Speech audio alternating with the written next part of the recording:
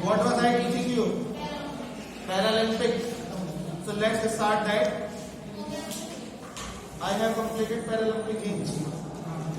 Closing ceremony. So International Paralympic Committee. So let's talk about awards now. After every event of Paralympics, medals are presented to the winners as awards.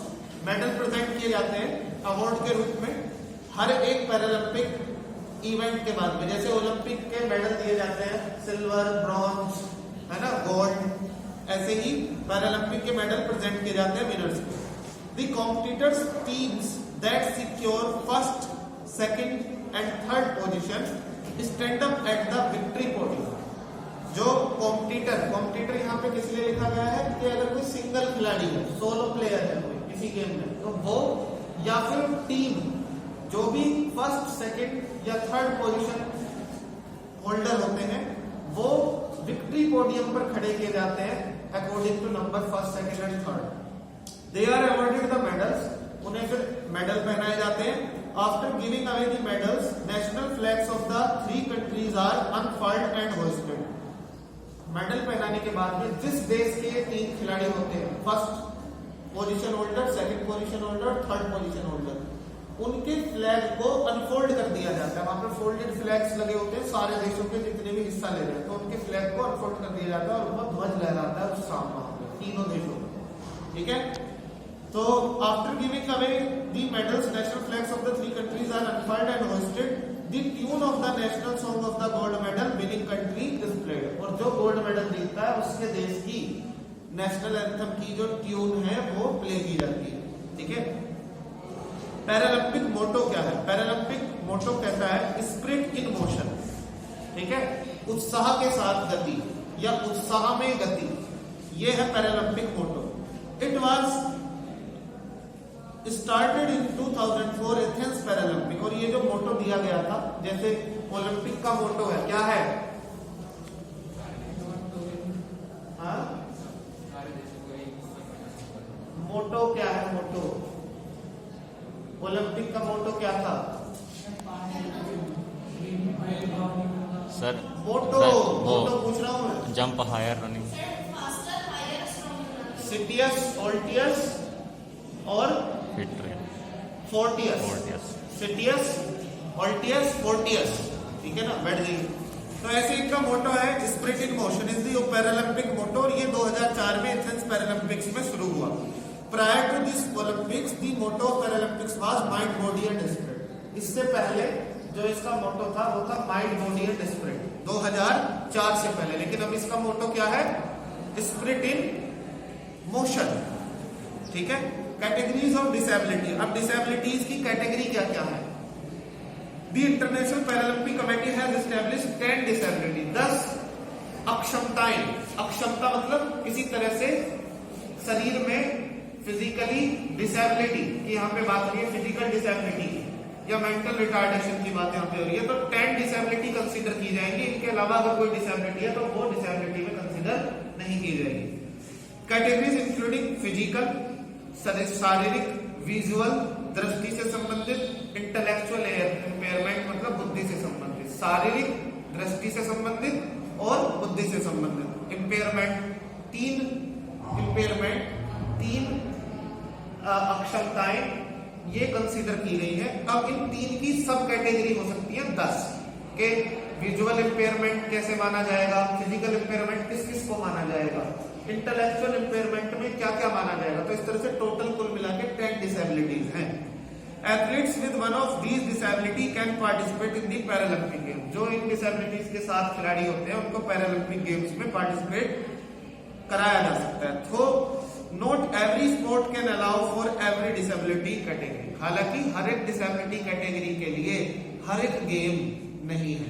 जैसे visual disability के लिए अब आप उनसे दौड़ लगवाने के लिए कहो विजुअल डिसेबिलिटी वालों से, तो मतलब कुछ गेम हर एक डिसेबिलिटी वाले के लिए नहीं हो सकते। समझ रहे हैं आप? सो फिजिकल इम्पेयरमेंट और disability includes impaired muscle power, impaired passive range of movement, loss of limb, leg length difference, short stature वगैरह। अब फिजिकल इम्पेयरमेंट में क्या क्या आ रहा है? देखिए पहला है इम्पेयर्ड मसल पावर, मांसपेशियों की जो शक्ति है वो शक्तिहीन है, उसकी मांसपेशियों में ताकत नहीं है किसी वजह से, कोई बीमारी कोई डिसीज ऐसी है कि मसल पावर में इम्पेयरमेंट है। दूसरा impaired passive range of movement, मतलब उसके जो मूवमेंट की रेंज है, जैसे मेरा नॉर्मली हाथ सबका कहां तक चला जाता है, जनरली हाथ की मूवमेंट रेंज क्या होती है, रेंज मतलब मैं कहां तक हाथ पहुंचा सकता हूं और किस एंगल, हर एक एंगल से कहां तक पहुंचा सकता हूं। तो रेंज ऑफ मूवमेंट में इम्पेयरमेंट है, वो ठीक से चल नहीं पाता, उसका हाथ नहीं चलता, तो वो भी फिजिकल इम्पेयरमेंट में कंसीडर किया जाएगा। दूसरा है लॉस ऑफ लिम्ब, बम धमाके में हाथ उड़ गया या किसी वजह से हाथ कट गया, पैर कट गया, लॉस ऑफ लिम्ब हो गया, लिम्ब मतलब शरीर के अंग की हानि हो गई है, उसको क्षति हुई है शरीर के अंग की। लेग लेंथ डिफरेंस, किसी के पैरों के अंदर डिफरेंस है, एक टांग लंबी है दूसरी छोटी है या बहुत ज्यादा छोटी है, कितनी छोटी है, वो लेग लेंथ डिफरेंस में कंसीडर किया जाएगा।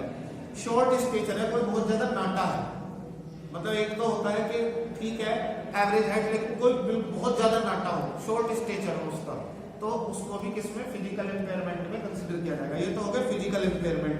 अब होता है visual impairment. Visual impairment includes impairment of one और मोर कंपोनेंट ऑफ विजुअल सिस्टम। यदि किसी की एक या दोनों आंखें खराब हो, विजुअल सिस्टम मतलब हमारी आंखें, तो एक या दोनों आंखें किसी की खराब हो तो उसको किसमें कंसीडर किया जाएगा, विजुअल इम्पेयरमेंट में कंसीडर किया जाएगा। Intellectual disability includes the significant impairment of intellectual functioning. देखिए हमारी इंटेलेक्चुअल फंक्शनिंग क्या करती है, बुद्धि हमारी क्या करती है, सबसे पहला काम वो कंप्यूट करती है। कंप्यूट करना मतलब गणना करना, गिनती करती है। बुद्धि से गणना कर सकते हो, एक और दो जोड़े तो कितने हुए, तीन और 6 जोड़े तो कितने हुए, 9 और 6 जोड़े तो कितने हुए, 15। तो ये क्या काम कर रही है, बुद्धि। बुद्धि क्या काम कर रही है, कंप्यूटेशन का। फिर दूसरा ये लॉजिक लगाती है, तर्क लगाती है, ठीक है, लॉजिकल मेकिंग करती है। अब मान लो हम लॉजिक लगा लेते हैं कि अगर किसी गेंद को फेंका जा रहा है, एक व्यक्ति एक गेंद को 10 मीटर फेंक सकता है, उसकी ताकत है, मतलब उसके अंदर ऊर्जा मान लो 5000 कैलोरी। 5000 कैलोरी वाला व्यक्ति एक गेंद को 10 मीटर तक फेंकता है, या शक्ति वाला जूल में कहीं कन्वर्ट कर लो, 50 जूल की शक्ति से किसी गेंद को 10 मीटर तक फेंका जा सकता है, तो 100 जूल की शक्ति से कितने मीटर तक फेंका जा सकेगा, 50 से 10 फेंक रहे हो, 100 से कितना फेंकोगे, 20। तो ये क्या लगाया आपने, लॉजिक लगाया, तर्क भी लगाया इसमें, ठीक है, पहले वाले के बेस पे दूसरे वाले को का रिजल्ट दिया। तो हमारी बुद्धि लॉजिक भी लगाती है, अब रीजन भी लगाती है, रीजनिंग भी करती है। ये रीजनिंग भी थी, हमारी बुद्धि रीजन मेकिंग भी, रीजनिंग भी करती है। और इसके अलावा आप ये देखो कि ये कलर्स ऑब्जर्व करती है ना, हम कलर्स को देखकर पहचान लेते हैं। हाँ, ये सारा काम भी कहाँ होता है, बुद्धि में होता है। हमारी बुद्धि तो ये सारे काम करती है। दूसरा जो हमारे मैसेजेस होते हैं, जो न्यूरॉन्स के थ्रू मैसेजेस हमारी बॉडी के अंदर प्रेषित करती है, सेंड फोर्थ करती है कि हाथ को अब चलना है, पैर को अब चलना है, या हमें अब उठना है, अब बैठना है। ये सब काम भी कहां से हो रहा है, इंटेलेक्ट से हो रहा है, हमारी बुद्धि से हो रहा है।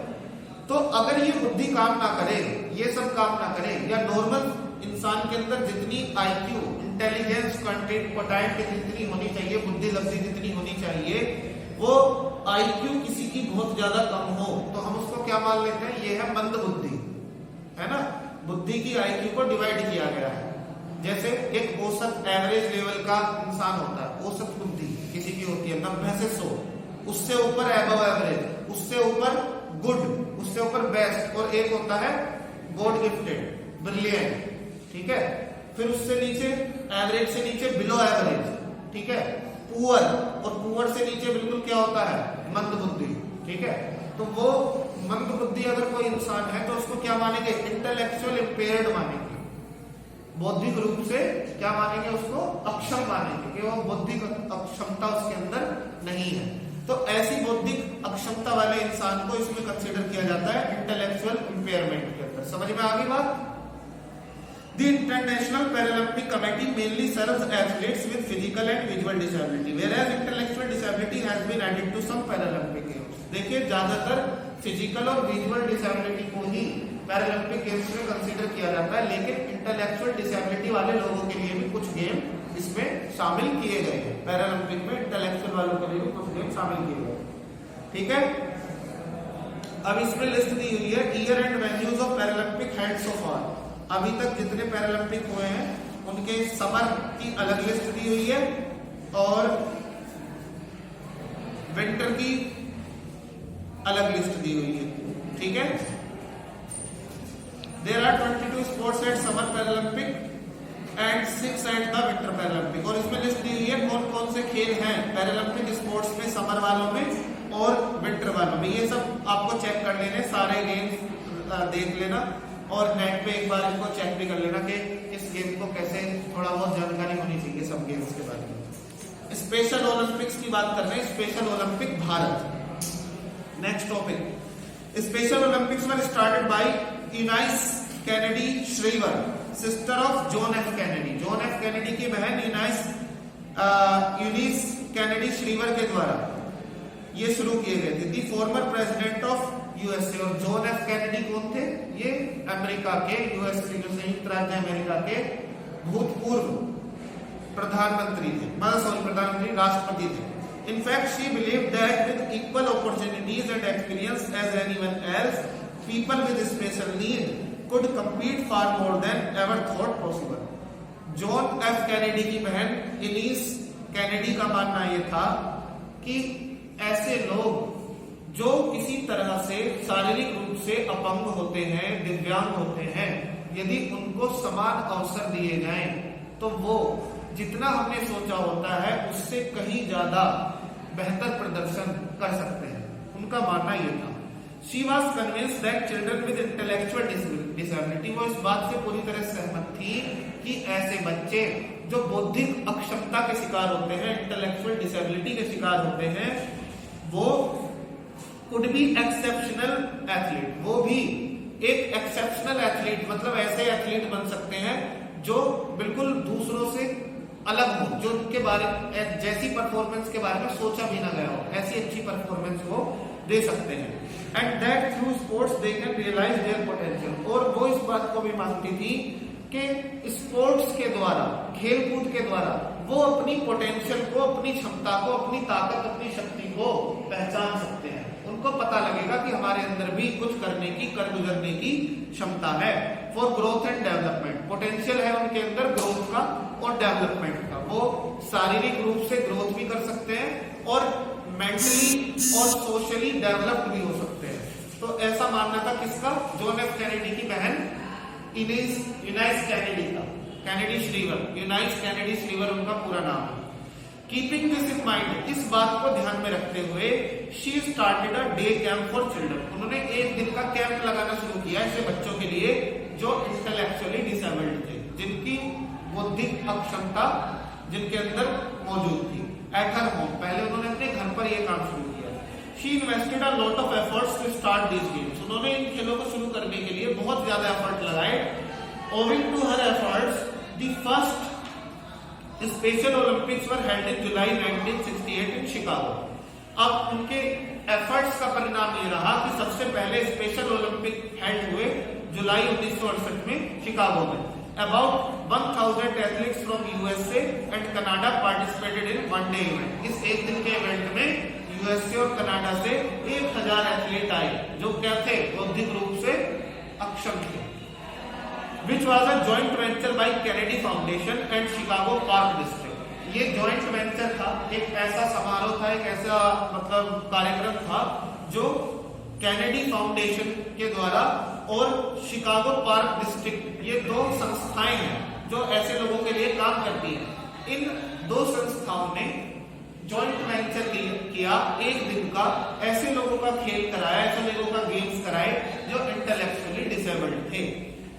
In 1971, US Olympic Committee gave the Special Olympics official approval to use the name Olympics अब यूएस ओलंपिक समिति ने, यूनाइटेड स्टेट की जो ओलंपिक समिति थी, उसने जब देखा कि हाँ इन लोगों को भी खिलाया जा सकता है, इन लोगों के भी गेम्स कराए जा सकते हैं, तो इन्होंने इसे ओलंपिक नाम दिया। आप किसी का ओलंपिक नाम तो लिख सकते कि आप रिठानी में करा रहे हो टूर्नामेंट, क्रिकेट टूर्नामेंट, और 1-2 गेम और करा रहे हो और आप कहो रिठानी ओलंपिक हो रहे हो, तो ओलंपिक नाम का आप इस्तेमाल नहीं कर सकते, है ना।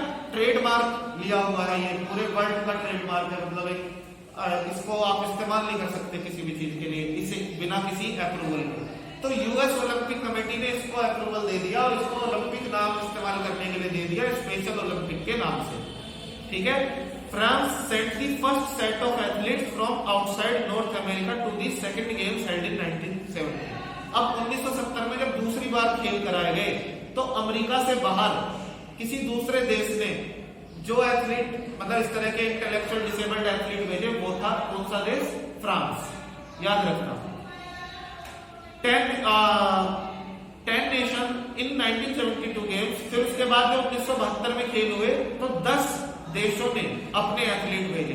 The United Nation declared 1986 as the year of special Olympic game. तब यूनाइटेड नेशन ने 1986 को स्पेशल ओलंपिक्स का वर्ष घोषित कर दिया।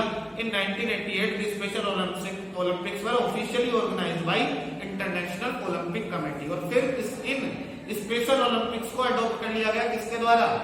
आईओसी के द्वारा। इंटरनेशनल ओलंपिक कमेटी ने कहा ठीक है भाई, हम मान गए कि हाँ ऐसे बच्चे खेल सकते हैं, आपने बहुत एफर्ट्स लगाए हैं और अब ये 2-3 बार हेल्ड भी कराए जा चुके हैं, तो अब उन्होंने अडॉप्ट कर लिया इसको और स्पेशल ओलंपिक को कराने की जिम्मेदारी किसकी हो गई? इंटरनेशनल ओलंपिक कमेटी की हो गई, जो ओलंपिक सबसे मतलब सुप्रीम कमेटी है ओलंपिक्स के रिगार्डिंग।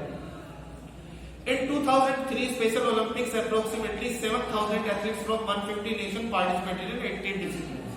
18 प्रकार के खेलों में 7,000 खिलाड़ियों ने 2003 के स्पेशल ओलंपिक में हिस्सा लिया।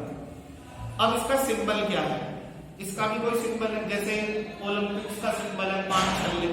The special Olympic logo is based on the sculpture joy and happiness to all the children of the world. एक मूर्ति है जिस मूर्ति को नाम ये दिया गया है कि विश्व के सभी बच्चों के लिए आनंद और खुशियां, उसके बेस पर इसका ओलंपिक लोगो बनाया गया है।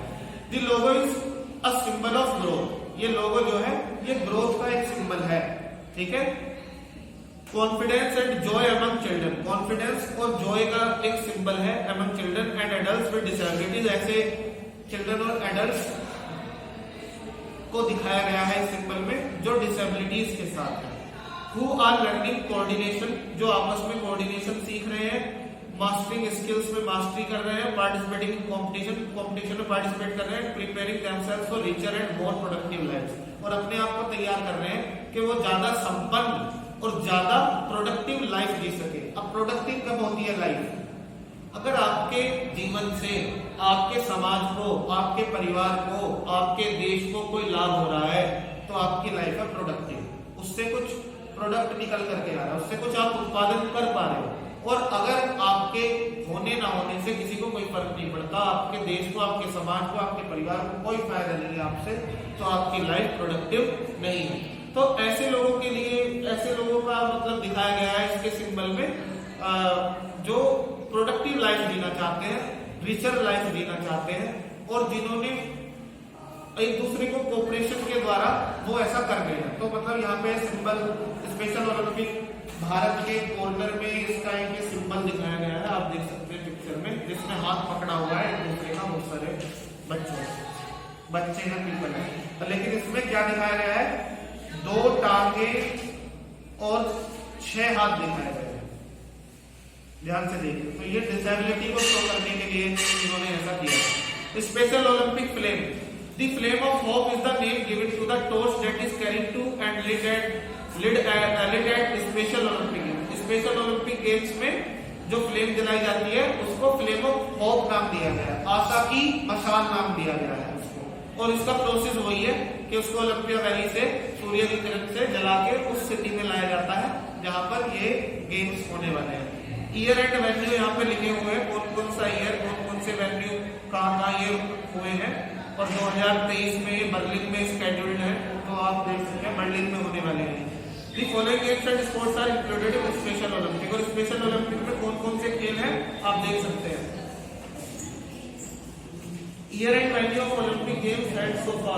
Paralympic Games. अच्छा. So that's it for today, students. Thank you and